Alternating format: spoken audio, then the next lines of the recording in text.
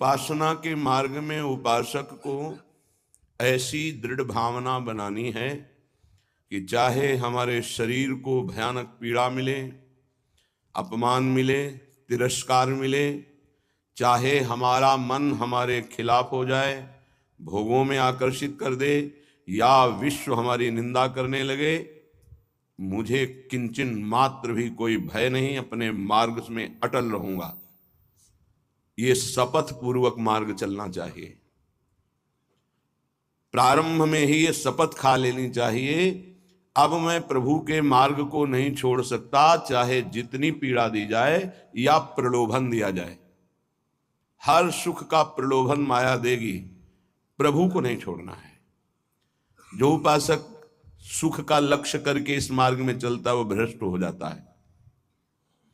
वासनाएं साधना से दब जाती हैं, मिटती हैं भगवत साक्षात्कार या ब्रह्मबोध से।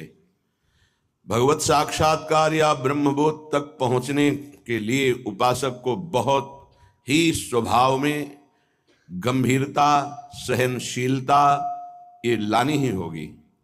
अगर वो गंभीर स्वभाव का नहीं है, अपनी बातें दूसरों से बताएगा तो परमार्थ से वंचित हो जाएगा। अनुभव की बातें या अपनी कमी की बातें दोनों नहीं बतानी। इष्ट देव जान रहे हैं, गुरुदेव जान रहे हैं। दूसरा कोई हमारे हृदय का परिवर्तन नहीं कर सकता।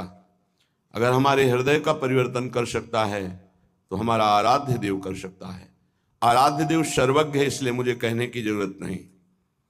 जो अनुभव हो रहा है उसे गुप्त रखो, क्योंकि वही अनुभव परमात्मा साक्षात्कार की मंजिल दृढ़ कर देगा।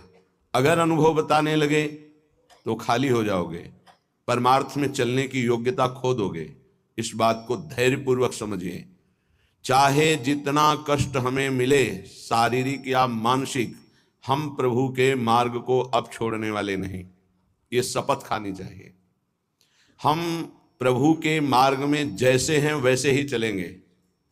जितना सुधार प्रभु कराते जा रहे हैं उतना होता जा रहा है। हम प्रभु के मार्ग को नहीं छोड़ेंगे, चाहे जैसी परिस्थिति आ जाए। हम गिर सकते हैं, फिसल सकते हैं, लड़खड़ा सकते हैं, पर ना तो रुक सकते हैं और ना लौट सकते हैं। ये शपथ खानी चाहिए। अगर ये निष्ठा नहीं है तो फिर बहुत बड़ा भयावह दृश्य उपस्थित करेगी माया, भीतर और बाहर से। समय आएगा आप लड़खड़ा जाएंगे। आपको प्रलोभन ऐसा मिलेगा कि आप इसे छोड़ करके माया में रमण करें। प्रलोभन में बहुत मिठास नजर आती, पर होता बहुत जहर है। सकामता उत्पन्न होते ही जो जलन होती है वो सकामी पुरुष नहीं जानते, वो भगवत मार्ग के पथिक जानते हैं कि कामना कितना बड़ा जहर है और कैसे जलाती है रात दिन। इसलिए उपासक को निष्कामता पर ही अपनी स्थिति स्थापित करनी चाहिए। सकामता को तत्काल काटना चाहिए। अगर सकामता रही तो 20 वर्ष साधन करने के बाद भी वो भ्रष्ट हो जाएगा।